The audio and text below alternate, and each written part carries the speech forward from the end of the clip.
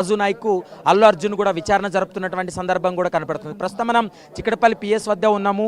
పోలీసుల బందోబస్తు కూడా చూడొచ్చు. ఇప్పటికే టాస్క్ ఫోర్స్ పోలీసులు కూడా భారీ ఎత్తున ఇక్కడికి చేరుకోవడం జరిగింది. లాండ్ ఆర్డర్ పోలీసులు కూడా పూర్తి స్థాయిలో వాళ్ళు బందోబస్తు చేస్తున్నటువంటి పరిస్థితి కనపడుతుంది.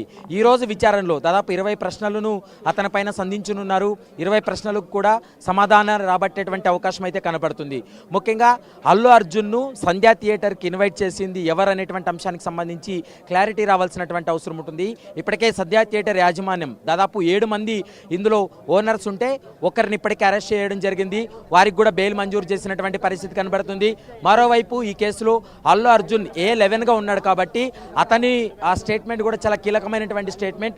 అతని స్టేట్మెంట్ రికార్డ్ చేయాల్సినటువంటి అవసరం ఉంటుంది కాబట్టి ప్రస్తుతం అల్లు అర్జున్కు నోటీసులు జారీ చేయడం జరిగింది. ఈ నోటీసుల తర్వాత అల్లు అర్జున్ను విచారణకు వస్తాడా రాదా అనేది కొంత సమాచారం, అంటే తనకు అనారోగ్య సమస్య ఉంది, కొంత టైం తీసుకుంటారని కూడా చెప్పడం జరిగింది. ఎట్టకేలకు అల్లు అర్జున్ అయితే మాత్రం విచారణకు హాజరయ్యారు. ప్రస్తుతం అల్లు అర్జున్ అయితే మాత్రం 20 ప్రశ్నలకు సంబంధించి కూడా సంధిస్తున్నటువంటి పరిస్థితి కనపడుతుంది. ముఖ్యంగా పుష్ప 2 ఏదైతే బెనిఫిట్ షో ఏదైతే ఉందో ఆ షోకు థియేటర్కి వస్తున్నటువంటి నేపథ్యంలో ఎవరి అనుమతి తీసుకున్నారనేటువంటి అంశాన్ని ప్రస్తుతం పోలీసులు కూడా అడిగి తెలుసుకునేటువంటి ప్రయత్నం చేస్తున్నారు. మరోవైపు పోలీసులు అనుమతి ఇచ్చారని మీకు ఎవరు చెప్పారంటూ కూడా ఇప్పటికే అల్లు అర్జున్ కూడా చెప్పడం జరిగింది. ఎందుకంటే అల్లు అర్జున్ ఒక కామెంట్ చేయడం జరిగింది.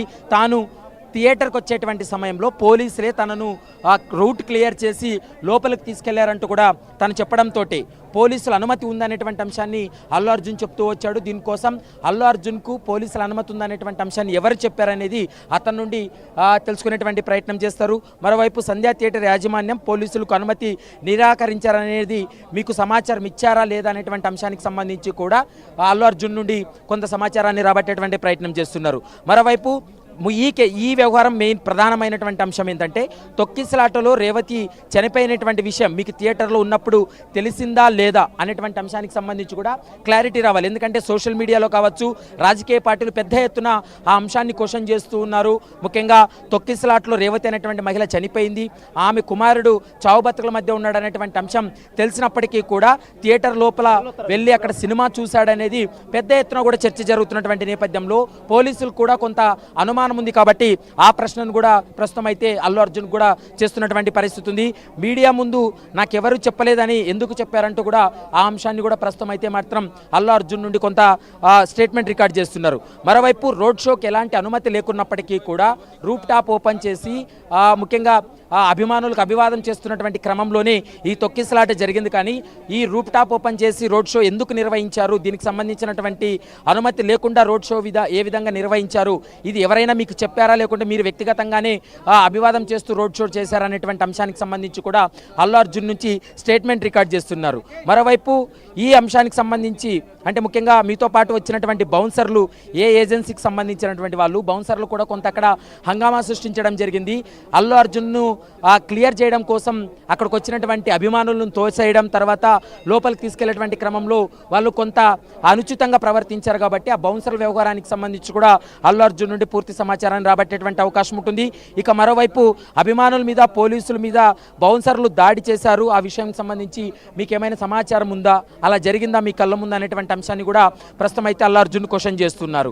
మరో కీలకమైనటువంటి అంశం ఏంటంటే ఇప్పటి వరకు దాదాపు 10 నిమిషాల పాటు సీసీ ఫుటేజ్ ఏదైతే సంధ్యా థియేటర్ వద్ద సీసీ ఫుటేజ్ లభించిందో ఆ సీసీ ఫుటేజ్ని ఇప్పటికే మీడియా కూడా హైదరాబాద్ సిపి సివి ఆనంద్ రిలీజ్ చేయడం జరిగింది.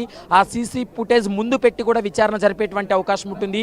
ఎందుకంటే ఏ టైంలో అల్లు అర్జున్ లోపలికి ఎంటర్ అయ్యాడు, ఎంటర్ అయినటువంటి పొజిషన్ ఎలా ఉంది, అంటే ఎంటర్ కాకముందు అల్లు అర్జున్ థియేటర్కి రాకముందు ఏ విధంగా ఉంది శాంతి భద్రతలు, తర్వాత అతను వచ్చిన తర్వాత ఏ విధంగా అదుపు తప్పాయి అనేటువంటి అంశాన్ని తన కళ్ళు ముందు పెట్టి విచారించేటువంటి అవకాశం ఉంటుంది. దానికి సంబంధించి కూడా ఇప్పటికే ఐఓగా ఉన్నటువంటి రాజు నాయక్ ఏర్పాట్లు చేయడం జరిగింది. వాటికి సంబంధించి సీసీ ఫుటేజ్లను కూడా ముందు పెట్టి అల్లు అర్జున్ విచారణ జరుపుతారు. ఈ స్టేట్మెంట్స్ అన్ని రికార్డ్ అయిన తర్వాత ఈ కేసులో ఖచ్చితంగా సీన్ రీకన్స్ట్రక్షన్ అనేది జరగాలి. ఎందుకంటే ఒక డెత్ అయింది, తర్వాత ఇంకొక బాలుడు అతను అపస్మారక స్థితిలో ఉన్నాడు, మరోవైపు అతని పరిస్థితి మరింత విషమంగా ఉంది కాబట్టి అతన్ని అల్లు అర్జున్ ఇక్కడ నుండి నేరుగా తీసుకెళ్లి ఎక్కడైతే సంఘటన జరిగిందో ఆ ప్రాంతంలో సీన్ రీకన్స్ట్రక్షన్ చేయాలి.